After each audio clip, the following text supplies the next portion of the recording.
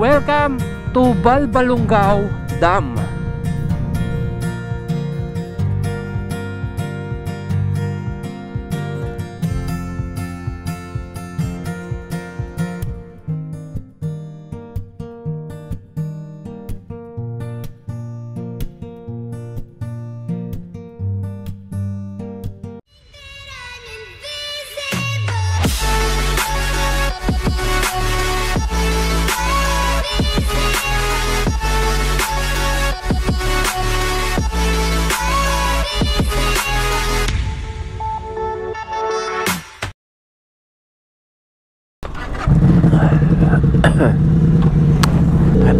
What is up sa inyo mga ma'am sir? It's your boy Sir Troy, and for today's video mag-short ride tayo ulit. And this time meron tayong bibisitahin bagong lugar, somewhere na napakalapit lang sa akin at na-discover ko kagabi ito habang ako ay nanonood sa TikTok. So ilang taon na rin pala itong established at hindi naman pala ganong kalayuan ano. So nagtataka ako bakit hindi ko nakikita yung mga ganitong lugar dito, napakalapit lang sa akin. So gamit pa rin natin si Victorino 250i ano. So sobrang na-enjoy ko talaga yung bike na to. So yung pupuntahan nga pala natin is dito lang sa halos boundary ng Nueva Ecija, sa Lupao. Meron na rin akong isang napuntahan dyan once, yung Pinsal Falls. Maganda rin doon maraming naliligo at maraming tumatambay, kumakain, ganyan.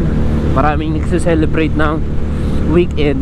And dito sa may Pinsal Falls na to, sa hindi kalayo ang distansya, meron palang isang ano doon, dam or parang earthfill something ganyan.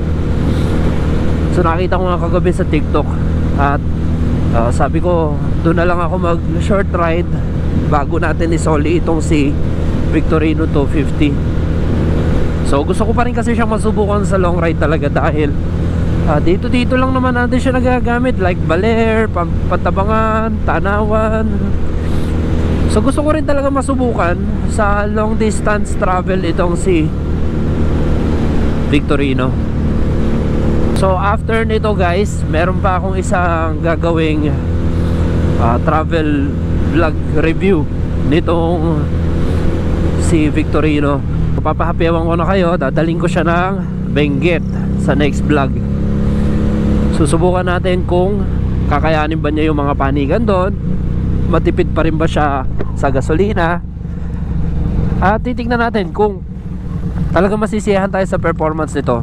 Kasi yung last natin, yung fuel consumption vlog natin, na dinala natin siya sa boundary ng Maria Aurora, Baler, talagang nasiyahan ako sa kanya. Bukod sa lakas na niya, sobrang nag-enjoy pa ako sa kanya. Alang nagiging problema sa makina,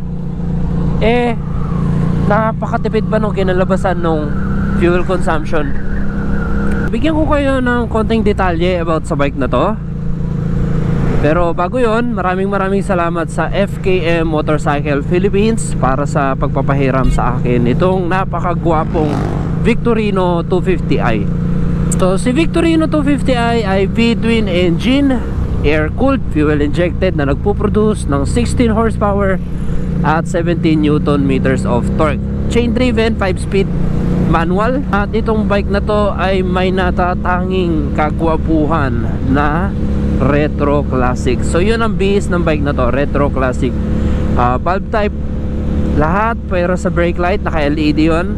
17 liters fuel tank capacity. At base sa aking review nung nakaraan sa 137 kilometers nating natakbong walwalan, ang fuel consumption niya ay 39.11 kilometers per liter. So what more pa kung nagsi-city drive ka lang, baka kaya niya ng 45 or 43. Ka-analog digital yung kanyang display panel, tapos naka classic seat assembly ka. 17-inch rim spokes sa harapan na naka 180 rim 17, at sa likuran naman ay 130/90 rim 15. Naka spoke rims at parehas na disc brakes, non-ABS.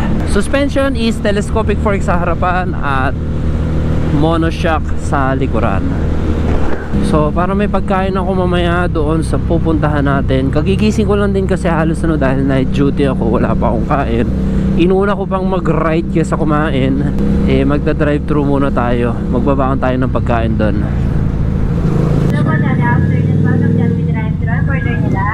Isang one piece chicken joy with spaghetti without drinks po. Isang cheesy hamburger na sandwich. Ayun lang.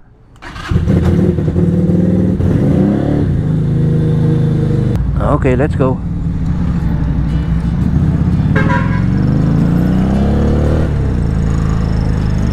So para naman sa top speed nitong bike na to, nung time na kinuha ko siya sa FKM, tumatakbo siya ng 118 yung nakuha kong top speed doon. Pero kasi ito naka braking period pa nung time na yon. So kung ito ay tapos na sa kanyang braking period at na break in talaga ng maganda ng owner, I think kaya nito up to 130. So guys, di ko nabanggit, dual sport tires nga pala yung mga gamit na gulong nito. At ang presyo ng motor na to, meron lang naman siyang presyo na 158,000 SRP. So saan ka pa? Sa 158,000 naka V-twin ka na, naka classic ka pa, panalo ka pa sa performance at consumption. At pagdating naman sa mga piyesa nito, napakarami pong piyesa nito sa planta. Hindi po kayo makakapaglabas ng motor kung walang piyesa. Kasi syempre, ano nga naman ipambubuo nila ng motor kung walang spare parts, 'di ba?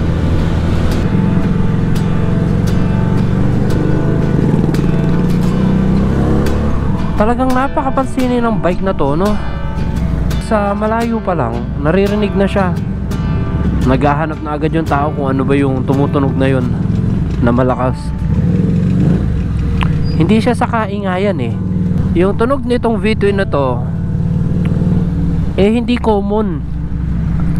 Hindi siya tulad ng mga single cylinder na nilagyan ng pipe.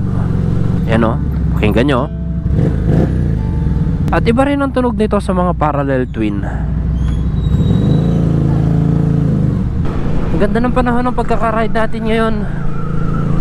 Hindi mainit ngayong 2:00 ng hapon. Supposedly itong ride na to dapat kaninang umaga ito, para naabutan ko sana yung sunrise doon. Pero ngayon titingnan natin kung hanggang sunset tayo doon kasi ang taas pa ng araw.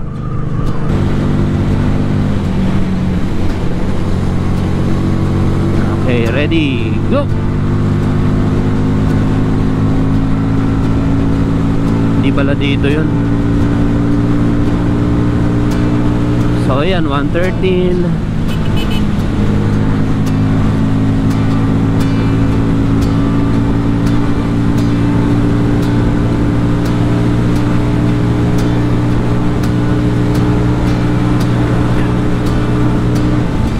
Ayan. Ayan, 122 na, 123. 25. Oh, medyo mahangin lang ano.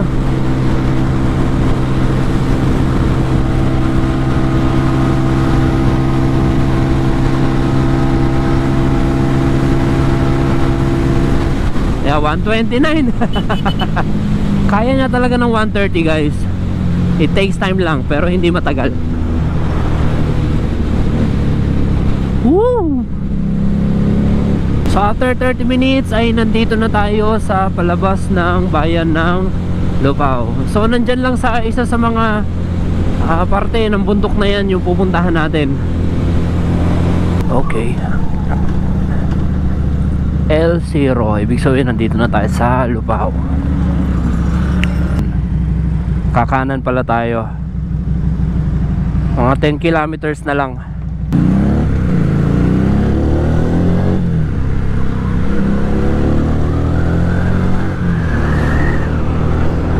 Welcome to Barangay Balbalungaw. Ngayon ko lang narinig itong lugar na to, samantalang ang tagal-tagal na naming dumadaan dito kapag nagtatawid ng San Jose, ganyan, Umingan. Dati kasi wala pa yung ano na yan, wala pa yung parang shortcut na yan sa may Muñoz to Lupao. Turn left. Ito. This way. San Isidro NHS. San Isidro National High School. Ayan o, may tubig oh. May tubig na umaagos oh. Yung tubig na ganyan, yung kanal na yan, galing ng ano yan, may pinanggagalingan yan. At doon tayo pupunta. Ayun, may mineral.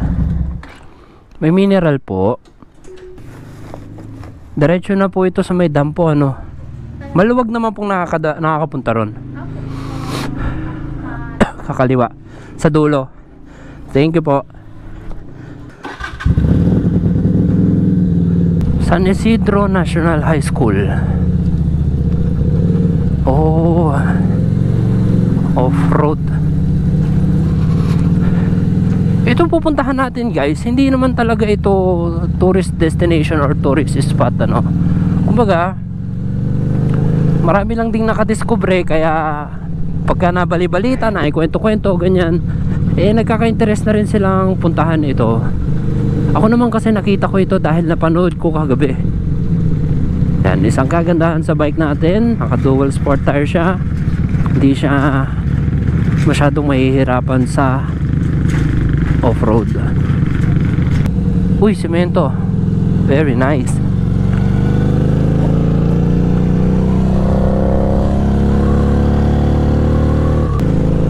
Wow. Wow! Ang ganda pala dito. Welcome to Balbalunggaw Dam.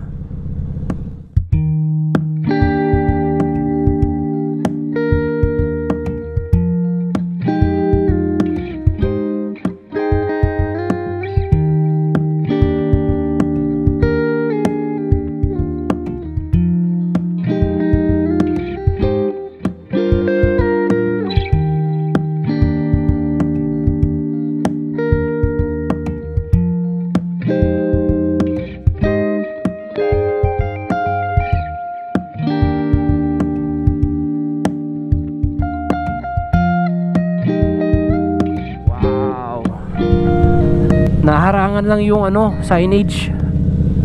Ay, parang hindi nakakapasok. Ba't ganun? Sir, tanghali po. Nakapasok po dyan yun? Ah, okay po. So ito ay ano lang siya, dam. Hindi siya hydroelectric plant or so what, ano. Lakad-lakad muna tayo. Spillway. Para pagka overflow na yung ano, dito dadaan ng tubig. NIA, National Irrigation Administration. Balbalunggaw Small Reservoir Irrigation Project. Ah, okay. O tama. December 2023 siya natapos. Ay, or parang December 2023 siya inaugurate. Pero sinimulan ang project na to nung July 2020. May mga nangingisda doon, oh. Doon sa dulo, merong tawag doon. May parang ikutan doon. May roundabout doon sa dulo. So, yung nakikita natin na yan is, ano yan, view ng Nueva Ecija yan. Ah, di pala siya sementado. Akala ko espaltado siya. Sa mga napanood ko kasi, yung mga drone shots, akala ko, ano siya yung sobrang gaspang na espalto. Dami nangingisda doon, no? Alam mong may isda talaga rito kapag yung mga ibon, ayan, nanguhuli sila. Ano pang isda pwede sa tabang na tubig? Ang ganda, no? Sa pagitan ng mga bundok. Ang solid nung Kapayapaan, ano? Although hindi siya pang tourist destination pa, pero maganda talaga siya para sa ano, no? Especially kung hilig nyo fishing. Yan, pwede kayo dyan. Ito pa yung isang nakikita ko sa picture. Itong ikutan na yan. Itong malaking roundabout dito sa dulo. Yan o, solid, diba?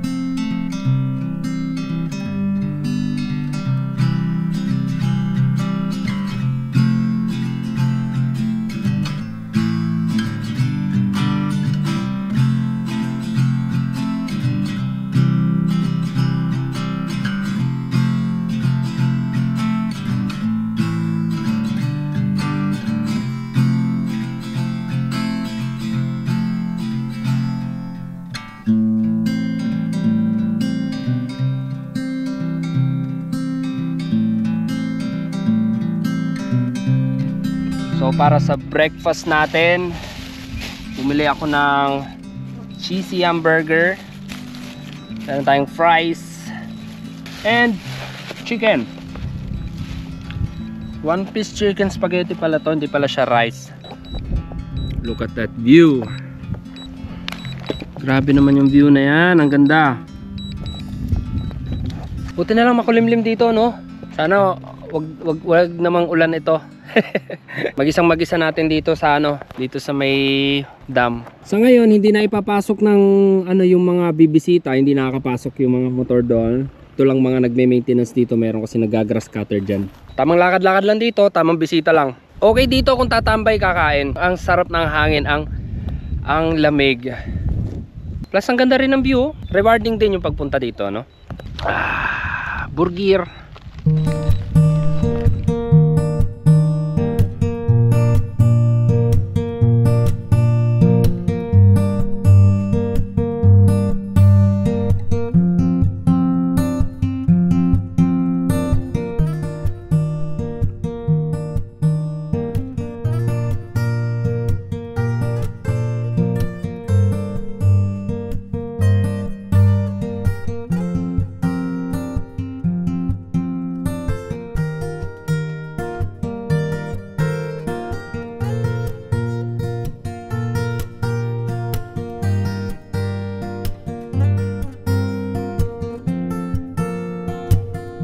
And just like that, babalik na tayo, no? Mataas pa naman ang araw, pero sakto kasi yan pag dilim, tsaka tayo makakarating sa bahay. Wow! Nice! Malakas-lakas na yung hangin na nanggagaling dito sa gawin na to, no? At tingin ko nakabagsak na yung ulan doon. Kaya medyo parang maanggi na dito. May mga patak na ng tubig. So okay lang din, para bago tayo maabutan ng ulan, nakaalis na tayo dito. So yan lang ang ating short vlog para ngayong araw, para dito sa Balbalungaw Dam at para sa ating Victorino 250. So thank you so much FKM Motorcycle Philippines. So kung gusto mo ng mga ganitong video, travel or motorcycle reviews, subscribe ka lang sa ating channel at i-click mo lang yung ating bell notification para updated kayo pag may bago tayong video. Ride safe and see you on my next one.